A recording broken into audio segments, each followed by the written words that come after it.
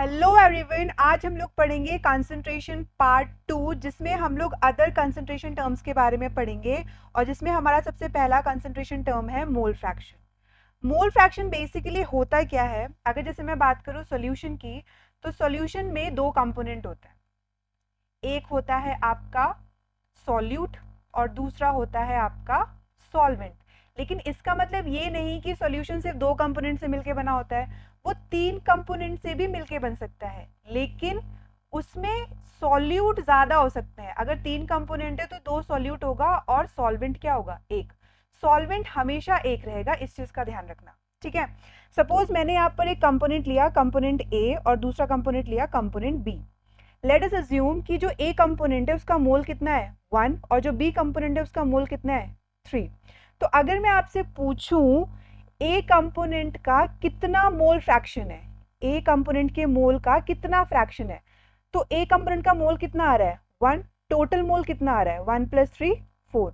उसी तरीके से मैं आपसे पूछूं बी कंपोनेंट के मोल का कितना फ्रैक्शन है, तो बी कंपोनेंट का मोल कितना है 3 और टोटल मोल कितना है 4, तो 3/4। इसी तरीके से मोल फ्रैक्शन का फॉर्मूला भी आता है। अगर मैं आपसे पूछूं कि mole fraction of A, mole fraction of A, पहली चीज मोल फ्रैक्शन को हम लोग डिनोट करते हैं किससे? इससे, और इसको हम लोग कहते हैं जीटा। जैसे ये एक्स होता है बट इसको बोला क्या जाता है? जीटा बोला जाता है, ठीक है। और कई जगह इसको बुक में ईटा भी लिखा है, तो कंफ्यूज मत होना, चाहे जीटा पूछे चाहे ईटा पूछे, वो किसको डिनोट कर रहा है? वो सिर्फ और सिर्फ मोल फ्रैक्शन को डिनोट कर रहा है। तो अगर मैं बात कर रही हूं मोल फ्रैक्शन ऑफ ए की, मोल फ्रैक्शन ऑफ ए की, तो जिसके मोल फ्रैक्शन की बात हो रही है ना, उसके नंबर ऑफ मोल्स ऊपर आ जाएंगे। तो number of moles of A upon total number of moles, number of moles of A plus number of moles of B. वहीं पर अगर मैं बात करूं मोल फ्रैक्शन ऑफ बी की, ये क्या है आपका? ये है आपका मोल फ्रैक्शन ऑफ बी। इस केस में क्या होगा कि जिसके मोल फ्रैक्शन की बात की जा रही है उसके नंबर ऑफ मोल्स ऊपर upon total number of moles, upon total number of moles. Clear हुआ? तो मोल फ्रैक्शन समझ में आ गया। लेकिन एक चीज का ध्यान रखना, किसी भी पर्टिकुलर सॉल्यूशन में चाहे कितने भी कंपोनेंट क्यों ना हो, चाहे दो कंपोनेंट हो चाहे तीन कंपोनेंट हो, लेकिन उन सबके मोल फ्रैक्शन का जो सम होता है वो किसके इक्विवेलेंट होता है? वो 1 के इक्विवेलेंट होता है। अगर मेरे पास सॉल्यूशन में तीन कंपोनेंट है, सपोज ए बी सी, और हमने उनके नंबर ऑफ मोल्स मान लिए number of moles of A, B के मान लिए number of moles of B, और सी के नंबर ऑफ मोल्स मान लिए number of moles of C.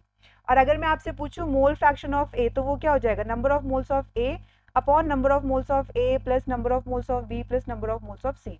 और वहीं पे अगर मैं बात करूं मोल फ्रैक्शन ऑफ बी की, तो number of moles of B, number of moles of A plus number of moles of B plus number of moles of C, ठीक है। उसी तरीके से सी के भी निकाल लेंगे। लेकिन एक चीज का ध्यान रखना कि इनके मोल फ्रैक्शन का जो सम होगा वो किसके इक्विवेलेंट होगा? वो 1 के इक्विवेलेंट होगा। Is that clear? ठीक है, अब कुछ क्वेश्चंस करते हैं। Now coming to the first question, जो ये कह रहा है कि आपके पास 40 ग्राम NaOH और 54 ग्राम वाटर है किसी पर्टिकुलर मिक्सचर में, और आपसे वो क्वेश्चन ये पूछ रहा है कि NaOH का मोल फ्रैक्शन क्या होगा और वाटर का मोल फ्रैक्शन क्या होगा। तो मोल फ्रैक्शन निकालने से पहले हमें number of moles find out करना पड़ेगा, ठीक है। तो यहाँ पर अगर आप देखो तो NaOH का मास गिवन है और वाटर का भी क्या गिवन है? मास गिवन है। तो फॉर्मूला कौन सा लगेगा? Number of moles is equal to given mass upon molecular mass, जो मैं मोल्स वाले टॉपिक में आपको बता चुकी हूँ। तो जब मैं NaOH की मॉलिक्यूलर मास की बात करूँ तो सोडियम का एटॉमिक वेट होता है 23, ऑक्सीजन का होता है 16 और हाइड्रोजन का होता है 1। तो इसका मॉलिक्यूलर मास कितना आ रहा है? 40। तो अगर मैं बात करूँ number of moles of NaOH की, तो गिवन मास कितना है? 40, और मॉलिक्यूलर मास कितना आ रहा है? 40। तो इसके नंबर ऑफ मोल्स कितने हो गए? 1। वहीं पे अगर मैं बात करती हूँ number of moles of H2O की, तो H2O का मास क्वेश्चन में कितना गिवन है? 54, और H2O का मॉलिक्यूलर मास कितना होता है? 18। तो ये कितना आ गया? 3। क्लियर है? अब मैं आसानी से मोल फ्रैक्शन ऑफ NaOH निकाल सकती हूँ। तो फॉर्मूला क्या हो जाएगा? फॉर्मूला हो जाएगा number of moles of NaOH upon number of moles of NaOH plus number of moles of water.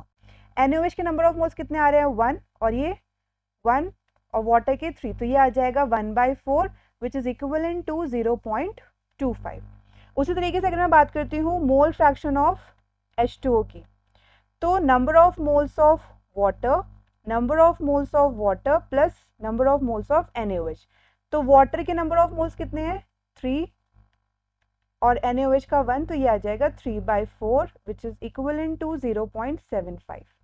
जैसा कि मैंने आपको बताया था कि किसी सोल्यूशन में चाहे कितने भी कंपोनेंट हो उनके मोल फ्रैक्शन का जो सम होगा वो क्या होगा 1 होगा। मैं इसको इस तरीके से भी निकाल सकती थी कि जो मोल फ्रैक्शन ऑफ NaOH है plus mole fraction of water है वो किसके इक्वलेंट होगा 1 के। तो अगर मैंने NaOH का मोल्स कितना, NaOH का जो मोल फ्रैक्शन था वो मैंने कितना निकाला 0.25, तो यहां से मैं आसानी से H2O का मोल फ्रैक्शन निकाल सकती थी जो कितना आ जाता, जो आ जाता 1 minus 0.25 which is equal to 0.75। Clear है? ठीक है, तो ये था इसका overall solution. Coming to the next question जो है हमारा, a solution has 46% weight by weight ethyl alcohol in water, find mole fraction of ethyl alcohol। जैसे कि मैं आपको पहले ही बता चुकी हूँ 46% वेट बाय वेट का क्या मतलब होता है, इसका मतलब होता है 46 gram ethyl alcohol is present in 100 gram solution. ठीक है, तो यहाँ पे जो सोल्यूशन है उसका ओवरऑल वेट कितना है 100 ग्राम, और अगर मैं बात करूँ इथाइल एल्कोहल का तो उसका कितना आ रहा है 46 ग्राम। अब रिमेनिंग क्या बचा वाटर। तो हमें पता है कि जो यहाँ पे इथाइल एल्कोहल है दैट इज सॉल्यूट और जो वाटर है वो क्या है आपका सॉल्वेंट। तो सॉल्यूट प्लस सॉल्वेंट मिलके क्या बनाते हैं सोल्यूशन।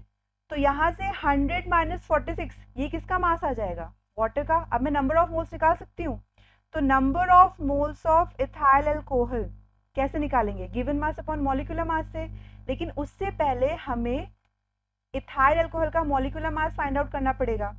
तो अगर मैं कार्बन की एटॉमिक वेट की बात करूँ तो दैट इज 12, हाइड्रोजन का 1, ऑक्सीजन का 16। तो जब मैं इसका मॉलिक्यूलर मास निकालूंगी तो कितना आएगा 12 into 2 plus 1 into 5 plus 16 plus 1 which is equal to 46। तो नंबर ऑफ मोल्स कितना आ गया गिवन मास है 46 और मॉलिक्यूलर मास भी कितना है 46, तो ये कितना आ गया 1। उसी तरीके से जब मैं बात करती हूँ number of moles of water की, तो इसका मास कितना है 54 और H2O का मॉलिक्यूलर मास कितना होता है 18, तो इसके मोल्स कितने आ गए 3। क्वेश्चन में हमसे पूछ रहा है mole fraction of ethyl alcohol. तो जब मैं बात कर रही हूँ mole fraction of ethyl alcohol की तो फॉर्मूला क्या हो जाएगा number of moles of ethyl alcohol upon number of moles of ethyl alcohol plus number of moles of water. तो इथाइल एल्कोहल के नंबर ऑफ मोल्स कितने हैं 1 और इसके 1 plus 3 equals to 1/4 which is equal to 0.25। Clear है? Coming to the next concentration terms that is parts per million. Million का मतलब होता है 10 to the power 6 पार्ट,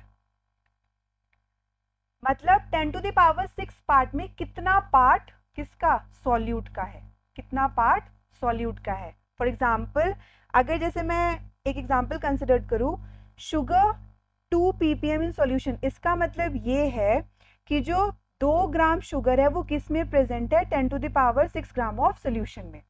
जो 2 ग्राम शुगर है वो किस में प्रेजेंट है 10 to the power 6 gram of solution में।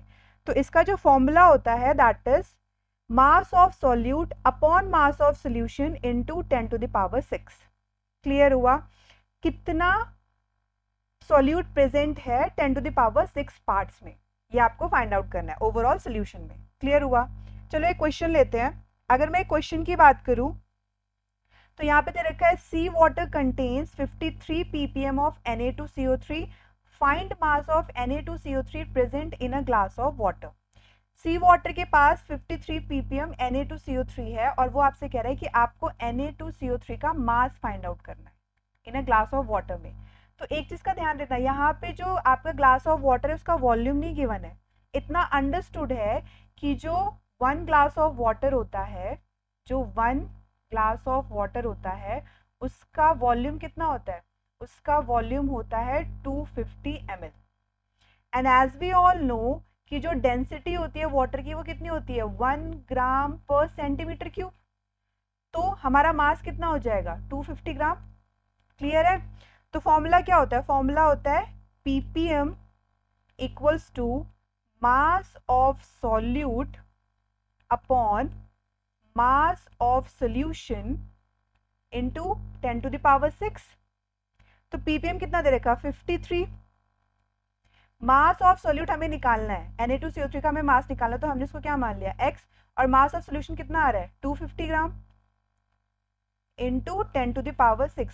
तो यहाँ से x की वैल्यू कितनी आ जाएगी, ये आ जाएगी 53 into 250 into 10 to the power 6। जब 53 इंटू 250 करेंगे तो ये आएगा 53 into 25 which is comes out to be 13250 into 10 to the power minus 6। तो इसका मास कितना आ गया 12345 0.01 ग्राम। क्लियर है, ये आपका क्या आया मास ऑफ सोल्यूट। ठीक है, और ये क्योंकि जो ppm होता है ना, ये बहुत ही छोटी कंसंट्रेशन के लिए होता है, बहुत ही स्मॉल कंसंट्रेशन के लिए, इस वजह से इसकी वैल्यू क्या आ रही है, इतनी कम आ रही है। अंडरस्टूड। इसी तरीके से एक और कंसंट्रेशन टर्म आता है, दैट इज ppb। ppb का मतलब होता है पार्ट्स पर बिलियन, बिलियन मतलब 10 to the power 9 parts. 10 to the power 9 parts में कितना पार्ट सॉल्यूट का है, ये हमें बताना है। तो अगर मैं एक एग्जांपल कंसिडर कर रही हूँ, शुगर जो है वो 2 ppb है इन सॉल्यूशन में, इसका मतलब क्या है, इसका मतलब ये है कि जो 2 ग्राम शुगर है वो किस में प्रेजेंट है 10 to the power 9 gram of solution में। तो इसका फॉर्मूला क्या होगा, इसका फॉर्मूला ये होगा number of ppb equals to mass of solute upon mass of solution into 10 to the power 9। Clear हुआ। तो mole fraction, parts per million, parts per billion, इन सब के बारे में मैंने आपको बता दिया है। इससे रिलेटेड अगर आपको कोई फर्दर डाउट है तो आप कमेंट कर सकते हैं। Till then keep smiling, keep shining and good bye.